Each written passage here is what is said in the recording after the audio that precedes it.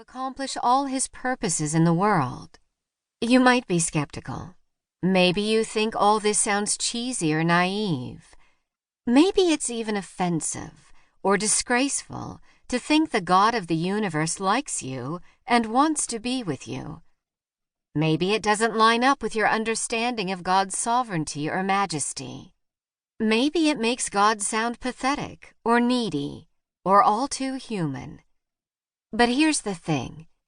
We've become convinced through studying the Bible, through meeting God personally in prayer, and through living with God in community with others, that it's all true.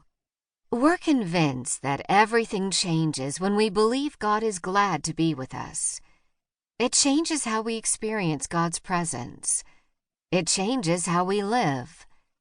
It will change your life. When we trust that God wants to be with us, we learn to live as if we belong with God, as if we're really wanted by God.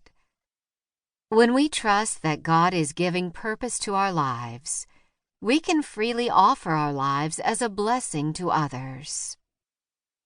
An appetizer. Here is a small taste of what it means that God longs to be with us and to work through us. It's a little appetizer before the main course in the chapters ahead. It comes from the Gospel of Matthew. The Gospel of Matthew is bookended by two stories. The first is the angel's visit to Joseph. After finding out that his bride-to-be was already pregnant, Joseph planned to break off his engagement with Mary. But an angel intervenes to reassure Joseph that Mary's pregnancy is all part of God's plan. Then, like a narrative voiceover in a movie, Matthew explains to his readers that Mary's pregnancy is a fulfillment of Isaiah's prophecy that a virgin would bear a son whose name would be Emmanuel. And, just so we don't miss it, Matthew tells us what that name means. God is with us. Matthew chapter 1, verses 21 through 23. This might seem like an insignificant detail at the beginning of the book, but let's go to the end of Matthew's Gospel. The last chapter ends with what is often called the Great Commission. Jesus sends his followers to all nations to make disciples, baptizing and teaching them all the ways of Jesus. But notice the last thing Jesus says to his disciples.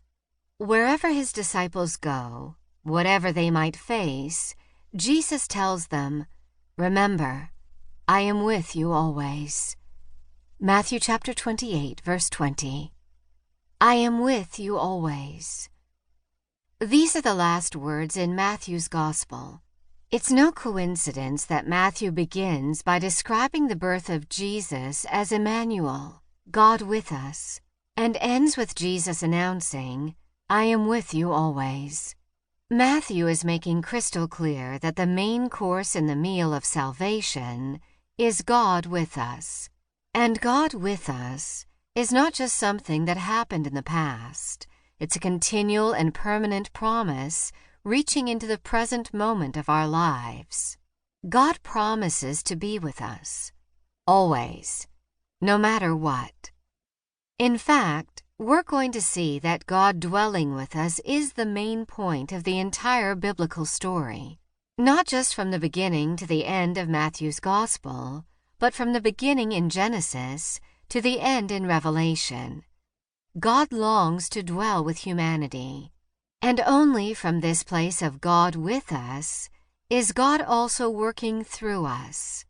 But this is just an appetizer, and you can't live off appetizers. We need a full meal. To get this full meal, to receive God's daily bread, we need to know and experience God differently, and we need to read and understand the Bible differently. When the biblical meal falls short. Have you ever walked into your local grocery store and found that everything has been moved? You go to the produce section only to find bulk nuts and seeds. You go to the cereal aisle and find paper goods instead. It might take twice as long to get everything on your list because nothing is where it used to be.